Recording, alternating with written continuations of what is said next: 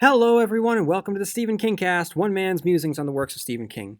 Once I reviewed each of his works in the chronological order of publication, but Ka is a wheel, it all goes round again, and here I am once more on the beginning of a new phase of the journey to examine each of the endings of the works of Stephen King to determine whether or not King deserves his reputation for having an inability to successfully land his endings.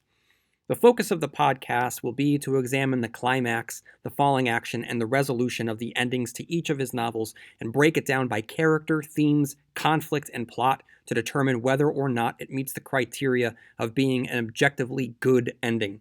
I will also weigh in on whether or not I happen to like the ending.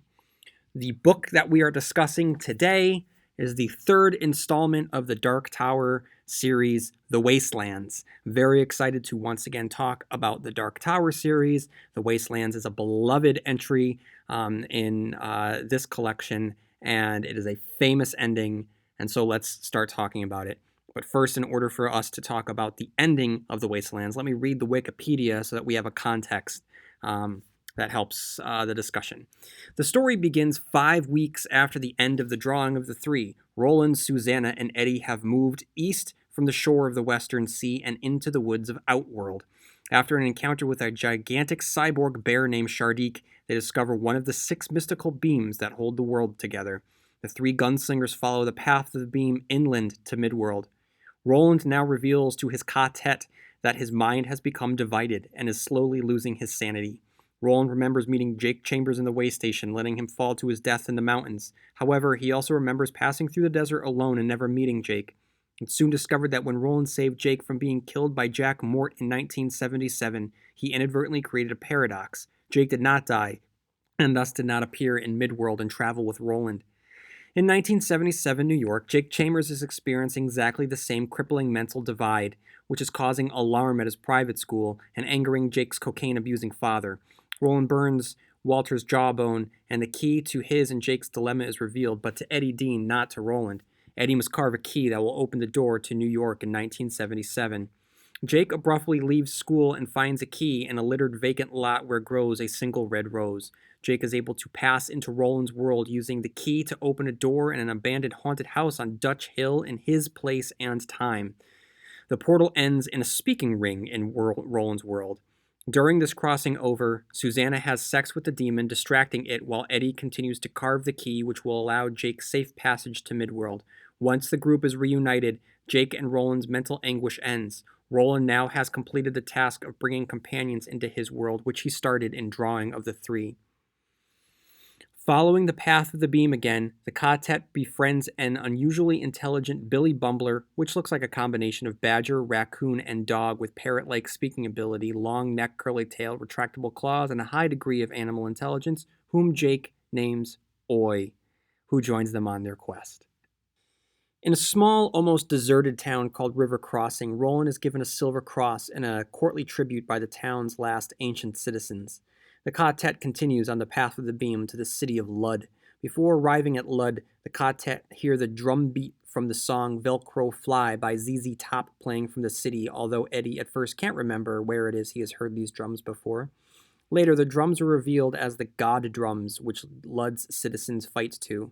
The ancient high-tech city has been ravaged by centuries of war, and one of the surviving fighters, Gasher, kidnaps Jake by taking advantage of the near accident the team faced while crossing a decaying bridge.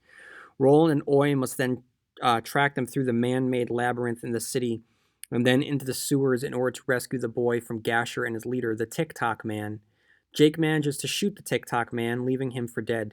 The quartet is eventually reunited at the Cradle of Lud, a train station which houses a monorail that the travelers use to escape Lud before its final destruction brought about by the monorail's artificial intelligence known as Blaine the Mono.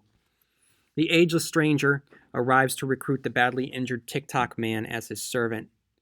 Once aboard Blaine, a highly intelligent computerized train which is insane due to system degradation, it announces its intention to derail itself with them aboard unless they can defeat it in a riddle contest. The novel ends with Blaine and Roland's quartet speeding through the wastelands, a radioactive land of mutated animals and ancient ruins created by something that is claimed to have been far worse than a nuclear war, on the way to Topeka, the end of the line. Okay, so let's talk about the ending, the famous ending. But the question is, where do we start talking about the ending? There's a couple ways of looking at it. Um, so if we start with the climax and move onward, the climax is the culmination of the conflict. So if the conflict is whether or not Roland can save Jake, then we can start in Lud when he finally truly rescues Jake after he is able to help Jake escape the TikTok man, which means that the following action would be escaping Lud via Blaine the Mono. Because of the nature of the ending, the smash cut to cliffhanger, there isn't a resolution.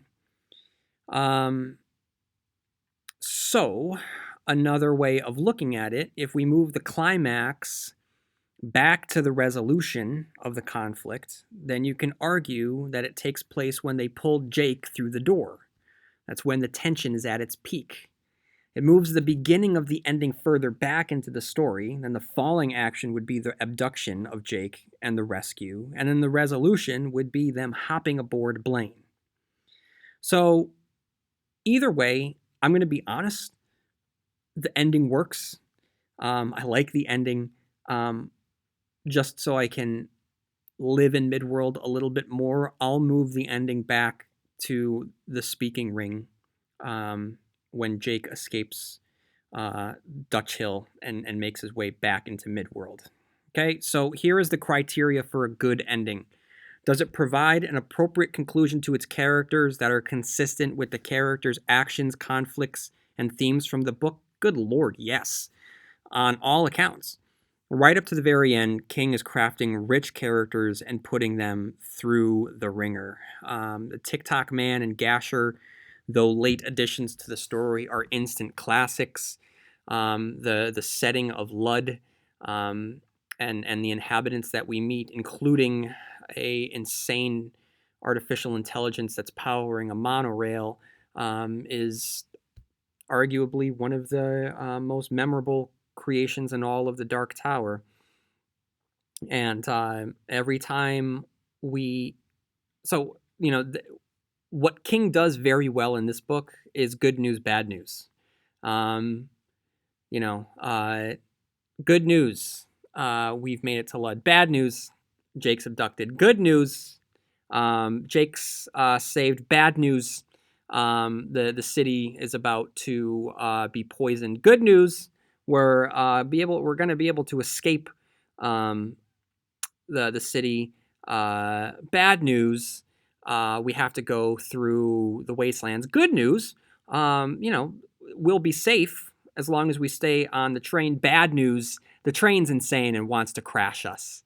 So it by crafting this good news, bad news scenario, our characters are constantly ping ponged between these two poles.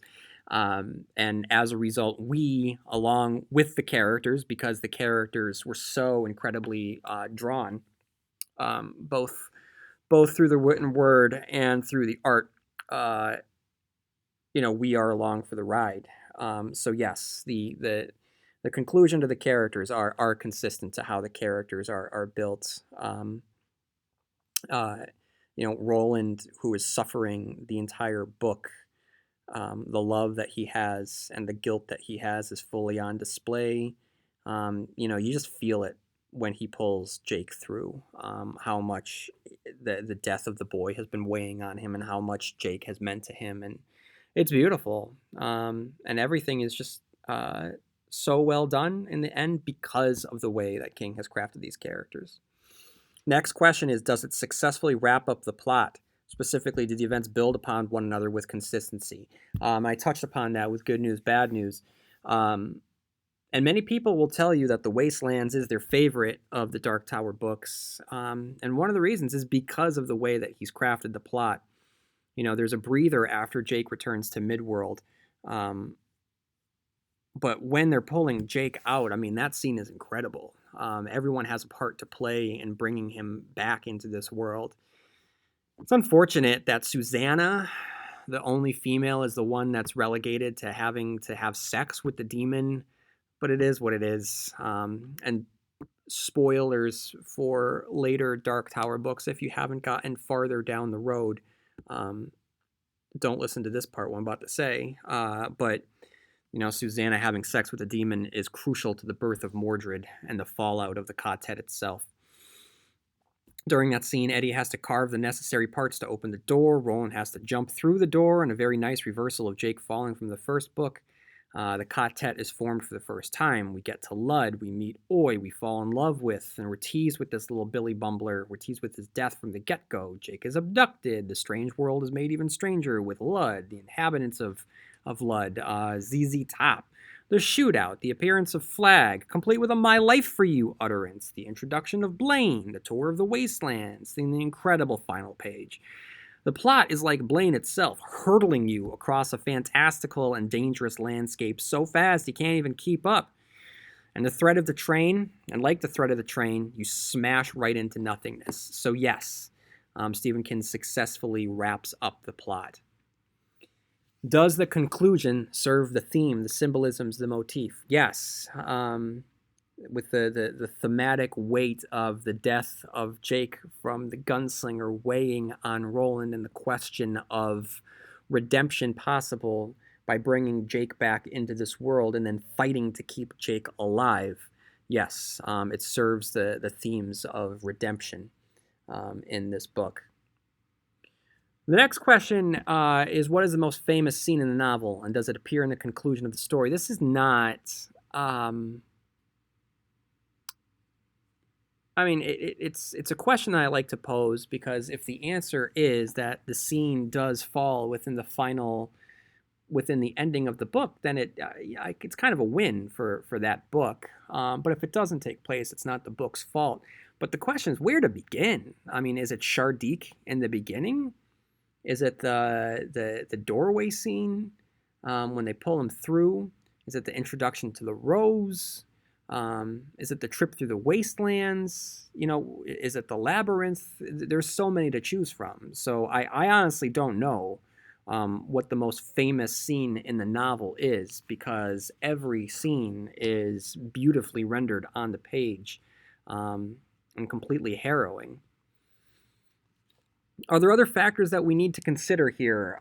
Yes, we need to consider the fact that this is a cliffhanger. And King does not do cliffhangers very often. He doesn't really give himself an opportunity to do cliffhangers very often, because he doesn't write many series like these. But there's a cliffhanger here. There's a cliffhanger in the Song of Susanna.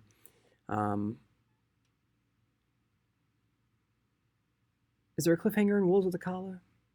But I don't know. It sort of changes the conversation around the ending, because the ending, the way that most people consider endings to be, which is the last thing you read, rather than the way that I have been internalizing the ending is the final structure of the story, beginning after the climax and moving to the time you close the book for the final time.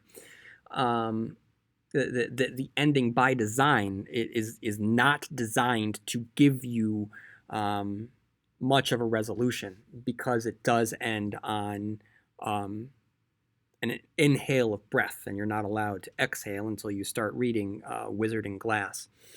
So that's just something that we need to consider, that by design it is different. But to me, whether you don't factor in everything I talked about, or you do factor in everything I talked about, because it is by design, it is incredibly effective no matter what. All right, so I got 2 questions to ask myself. The first of which is, do I like the ending? The answer is yeah. Yeah, clearly I do. The next question is it a good ending? And I would say that yes, because of everything that I talked about, from a character perspective, from a plot perspective, from a thematic perspective. Yes, it is a very good ending. And I have come to really dislike rankings.